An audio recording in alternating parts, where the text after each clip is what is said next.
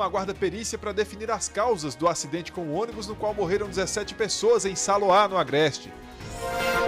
Igreja Católica é interditada por problemas estruturais em Bezerros. Chamei os engenheiros e todo mundo que subia dizia que a igreja corria risco de desabamento. Então, para a segurança dos fiéis, logo nós interditamos. O combate aos focos de dengue em Serra Talhada, no sertão do estado.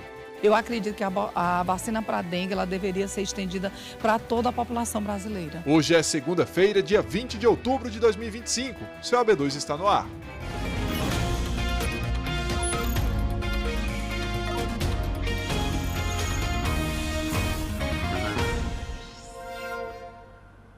Olá, uma boa noite para você que está conosco no AB2. A Polícia Rodoviária Federal deve divulgar dentro de 30 dias um laudo com as possíveis causas do acidente que matou 17 pessoas na BR-423 entre Saloá e Paranatama, no Agreste. As vítimas viajavam em um ônibus para Brumado, na Bahia, após fazerem compras em Santa Cruz do Capibaribe. Franklin Portugal está chegando agora ao vivo com a gente. Franklin, boa noite para você. Ainda há feridos desse acidente internados em hospitais, né? É isso mesmo, Magno, ainda há feridos, então vamos às atualizações desta tragédia, né? Muito boa noite para você, boa noite a todos que nos acompanham. Dos 18 feridos que foram levados para o Hospital Regional Dom Moura, em Garanhuns, 5 deles ainda continuam internados, sendo 2 em estado mais delicado. Ontem, peritos da Polícia Rodoviária Federal fizeram uma perícia técnica no local em que o ônibus tombou, na região conhecida como Serra dos Ventos, entre os municípios de Saloá e Paranatama. Os agentes usaram equipamentos que permitem fazer aí uma simulação do que aconteceu. E o resultado de todo esse trabalho deve sair em um mês. Os passageiros estavam em uma excursão, justamente para comprar roupas em Santa Cruz do Capibaribe, e voltavam para a cidade baiana de Brumado. A maioria das vítimas era da Bahia e também do estado de Minas Gerais. O motorista disse à polícia que não conseguiu frear e acabou batendo em rochas, depois em um barranco da margem da BR-423, próximo a Saloá. Os corpos de todas as 17 vítimas foram liberados neste último fim de semana. E em nota, a BF Turismo, que é responsável pelo ônibus, pelo veículo, né, diz que atua ao lado das autoridades e também oferece suporte neste momento às vítimas e também às famílias. A gente segue também acompanhando no que for necessário dentro de novas aí atualizações. Magno. Tá certo, Franklin. Muito obrigado pelas informações. A Defesa Civil de Olinda avaliou hoje a situação dos imóveis que foram atingidos por uma explosão que causou a morte de 2 pessoas e deixou 10 feridas. A polícia vai ouvir as vítimas depois que elas saírem do hospital. É no meio da destruição que a equipe da Defesa Civil de Olinda procura objetos pessoais das famílias que moravam aqui, ou informações das estruturas que desabaram e dos imóveis ao lado. Esta casa está interditada. A situação dela é crítica, não tem a menor condições. Esse é o tipo de edificação que ela não tem a recuperação, a não ser que faça a demolição, projeto e uma série de coisas. Esta é uma foto antiga do imóvel. Eram 5 casas na parte de baixo, 3 em cima. Ontem de manhã, vizinhos ouviram uma explosão e sentiram cheiro de gás de cozinha. Muita gente correu para ajudar. Marília é filha dos donos do imóvel. Os pais estavam no local na hora do desmoronamento. São vítimas, mas graças a Deus só sofreram algumas escoriações, foram resgatados. Você mesma morou aqui, né? Minha vida toda. Faz em torno de 5 anos que eu me mudei daqui por questão de trabalho, mas a minha vida, minha família está aqui. Minha vida toda está aqui. É uma grande tragédia. 8 casas desmoronaram. 12 pessoas estavam dentro. 2 morreram. 10 sofreram ferimentos. Entre elas, 2 crianças de 10 e 12 anos e a mãe delas. Fabiana Soares, de 34 anos, quebrou a perna. Voltou ao local depois de ser atendida e se desesperou com a notícia da morte do marido, Cláudio dos Anjos, de 40 anos. Ô pai, tu salvou minha filha, leva a mãe e meu marido de outro. Luzinete dos Santos Lima, de 69 anos, também morreu no local. Foi a última vítima localizada 10 horas depois do desabamento. O marido de Luzinete, José de Lima, de 67 anos, está internado em estado grave no Hospital da Restauração, com queimaduras em 85% do corpo. Está sentindo muito mal, né? Porque de repente a gente pode perder até meu pai também, né? Ele está na aflição, né? Só Deus e os médicos, né? Aqui na rua está parte do que foi retirado dos escombros. Tem carcaça de eletrodomésticos, um móvel, mais na frente essas ferragens. Todo material pode ser analisado para ajudar a entender o que aconteceu. Os sobreviventes também vão ser ouvidos. O laudo da perícia deve ficar pronto em 30 dias. Peritos analisaram botijões de gás que foram encontrados nos destroços. Voluntários desta igreja arrecadam doações para ajudar as famílias das vítimas. Nós já estamos em contato com a família, junto com o apoio com a Defesa Civil, que estão pegando todas as informações com essas famílias, inclusive 2 dessas famílias que foram afetadas são membros da igreja, no qual nós estamos ajudando, e estamos em contato constante com essas famílias. Sandra ainda não sabe onde vai morar. Uma amiga deu abrigo ontem. Ela saiu para trabalhar 1 hora antes do desabamento. Os 2 gatos ficaram. De longe, ela espera a chance de pegar de volta os animais que são companheiros de vida. Eu peguei os 2 na rua, novinhos. E agora eu estou aqui para mais uma vez, resgatá-los e mais uma vez também recomeçar. A seguir no AB2 a gente mostra a situação da Igreja Matriz de São José em Bezerros, que foi interditada por riscos de desabamento.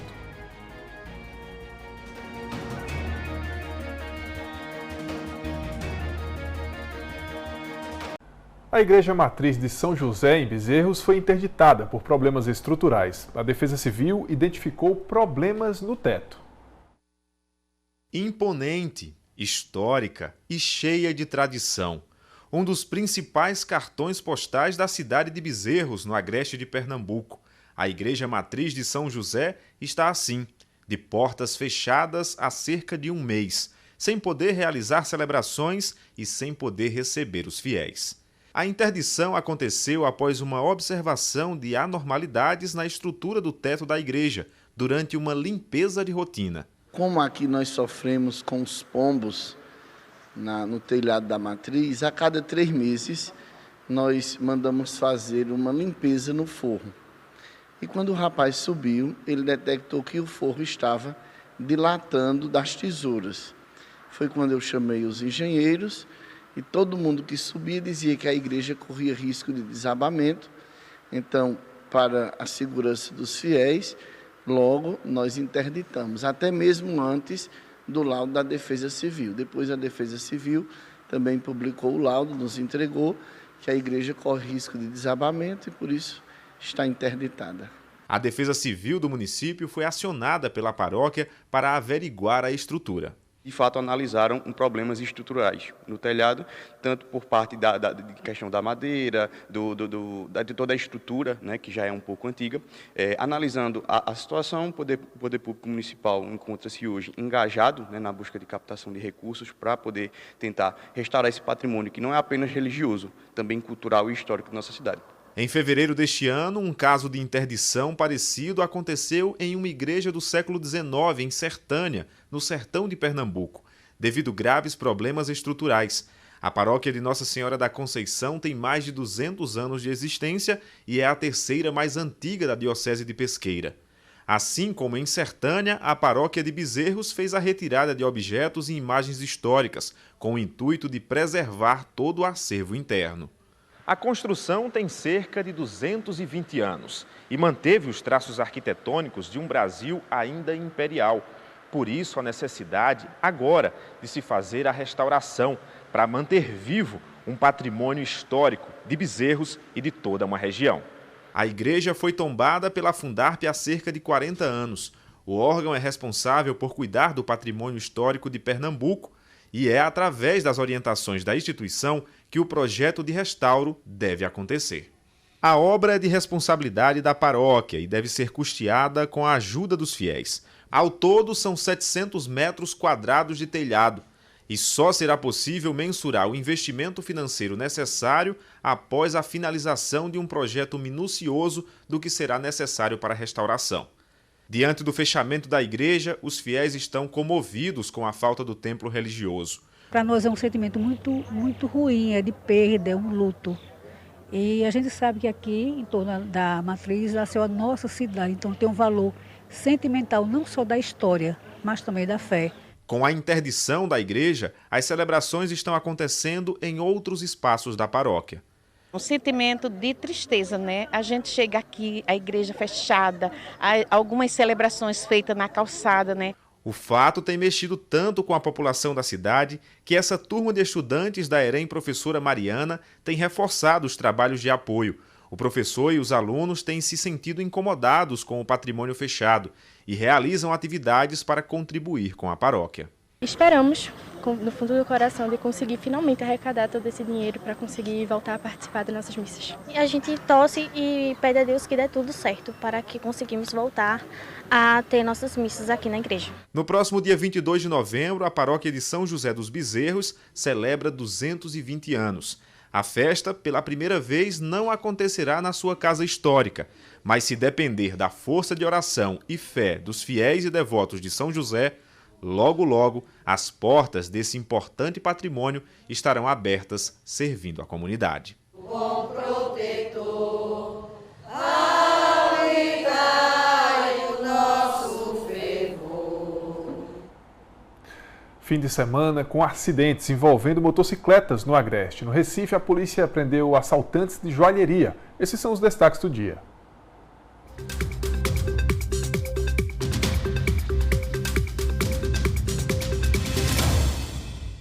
Dois homens morreram em um grave acidente na estrada que dá acesso ao sítio Algodão, na zona rural de Taquaritinga do Norte. A colisão envolveu uma motocicleta, uma bicicleta e um carro. As vítimas foram identificadas como Cícero José da Silva, de 59 anos, e Tony, um comerciante bastante conhecido na cidade. Segundo informações, Tony conduzia a moto quando acabou batendo em Cícero, que seguia uma bicicleta pela via. Os dois morreram no local. Acidente também na cidade de Frei Miguelinho, no Agreste. Maicon Henrique Miranda, de 22 anos, pilotava uma moto quando perdeu o controle e caiu. Ele morreu no local.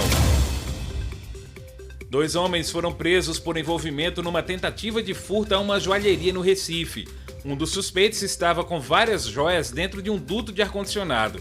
A polícia diz que a dupla veio do estado de Goiás e faz parte de uma quadrilha especializada nesse tipo de crime que atua em vários estados do país. Quando um dos criminosos entrou na joalheria, o alarme disparou e imediatamente o proprietário entrou em contato com a segurança do shopping, que chamou a PM. Os dois homens foram autuados em flagrante pelo crime de furto. Um deles estava foragido de um presídio do estado do Pará. Desde 2019, o grupo criminoso é suspeito de movimentar 32 milhões de reais em furtos de joias pelo país.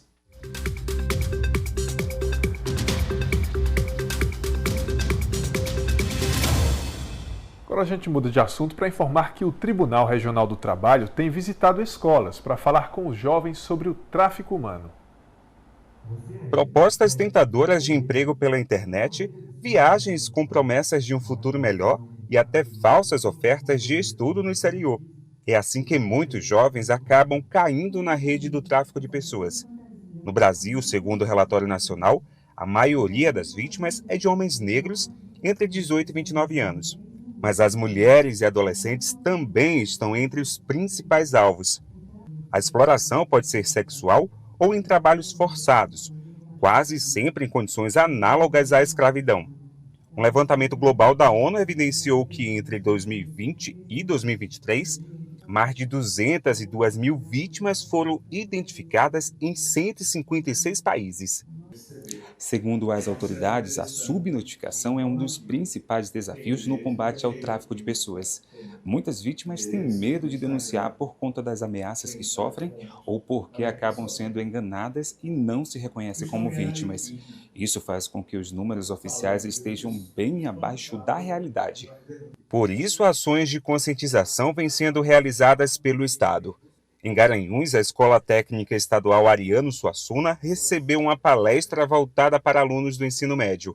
O convidado foi o desembargador Paulo Alcântara, do Tribunal Regional do Trabalho da 6ª Região de Pernambuco. A adoção ilegal o tráfico para exploração sexual, trabalho em condições análogas à escravidão e para tráfico de órgãos, são todas formas de tráfico de pessoas. Eu tenho visto hoje filmes, notícias, tem ficado muito comum esse tema, que é urgente e deve ser abordado. Tem essa parte da formação, né, dos estudantes, mas também como cidadãos, né? Eles precisam entender o que é que acontece na sociedade, até para que eles possam também participarem e se sentirem parte desse enfrentamento que a gente precisa fazer no combate ao tráfico de pessoas. Os estudantes ouviram atentos os relatos e exemplos de como os criminosos agem. A jovem Heloísa contou que em casa recebe orientação e percebe a preocupação constante dos pais. A gente, inclusive, fez um seminário esses dias sobre esse mesmo assunto, discutindo sobre assuntos polêmicos, inclusive esse. Qual a importância para você e para os seus colegas? A gente saber sobre esses assuntos que acontecem, porque a gente sabe que a realidade hoje no nosso país acontece muito e é muito importante para a gente saber cada vez mais sobre esses assuntos.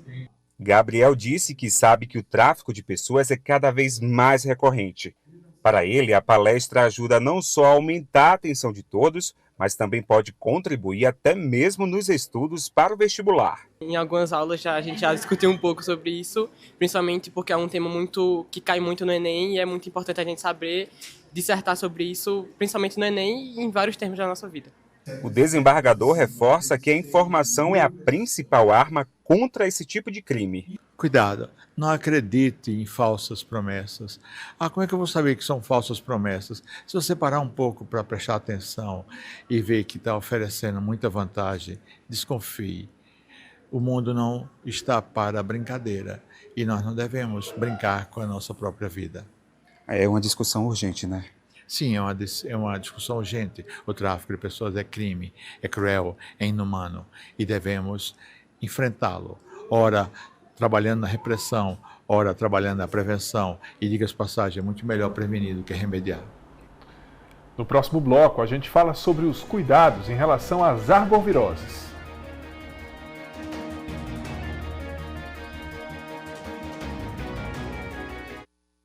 Tem só esse VT de dengue. Em Serra Talhada, no Sertão, o combate à dengue está sendo intensificado. Ivânia é mãe de 2 crianças pequenas. Recentemente, passou um susto com o mais velho, de 2 anos, que apresentou sintomas suspeitos de dengue hemorrágica. Davi apresentou um cansaço mais intenso, juntamente com febre, muita coriza. As glândulas dele nunca foi de inflamar, começaram um volume muito grande nas glândulas dele, do lado esquerdo.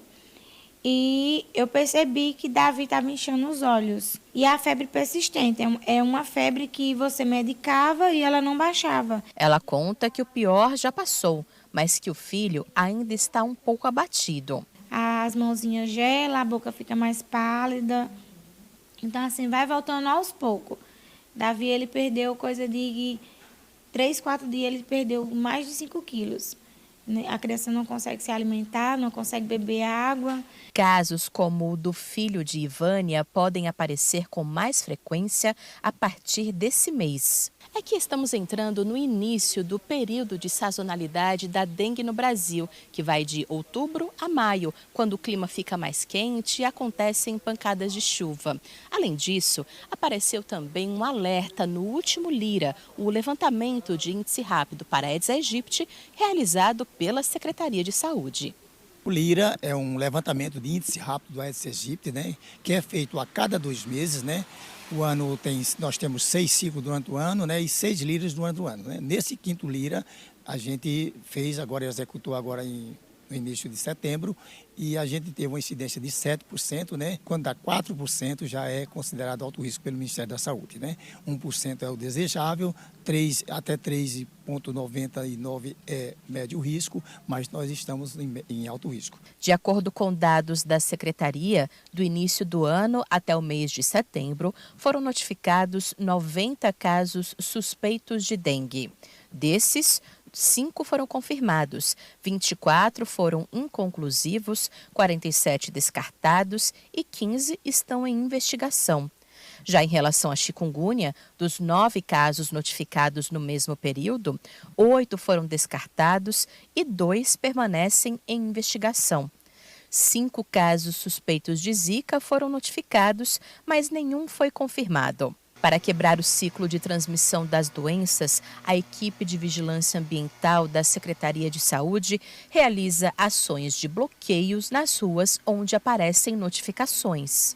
Imediatamente, quando a gente pega um caso suspeito, a gente faz o bloqueio daquela área, tanto com as bombas intercostais como a bomba ULV, né? Geralmente, quando a bomba está passando, os meninos estão passando com a bomba, antes passa a equipe batendo nas portas, pedindo que as pessoas abram a porta de casa para que esse produto adentre no meio ambiente, né? No ambiente doméstico, residencial. Mas, às vezes, a população não faz isso. O que a gente queria que fizesse, porque com certeza o efeito ia ser bem melhor. Mas também é preciso que a população faça a sua parte, já que, segundo dados colhidos pelo Lira, o maior foco de larvas do mosquito transmissor da dengue está aparecendo dentro das casas. É no balde, é no pote, é no tambor, em depósitos que estão no chão.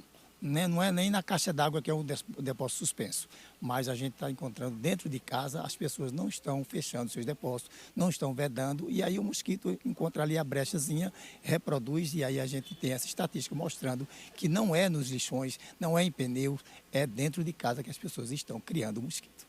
Além das ações de bloqueio, os agentes de endemias fazem visitas domiciliares diariamente para aplicar o larvicida e orientar a população. Segundo a secretária de Saúde do município, a vacina contra a dengue também poderia ser uma outra aliada na luta contra a doença. Mas, atualmente, o Ministério da Saúde não disponibiliza doses do imunizante para o município. Na realidade, eu acredito que a vacina ela não deve ser só para a população, localidade onde a população é acima de 100 mil habitantes, como está sendo hoje. Eu acredito que a vacina para a dengue ela deveria ser estendida para toda a população brasileira. Enquanto isso, a procura pela vacina aumenta na rede privada. A procura a gente percebeu, né, que nesses últimos 2 meses ela praticamente triplicou. Isso é importante, né, as pessoas buscarem a prevenção antes de aumentarem o número de casos, né, antes de verem a doença.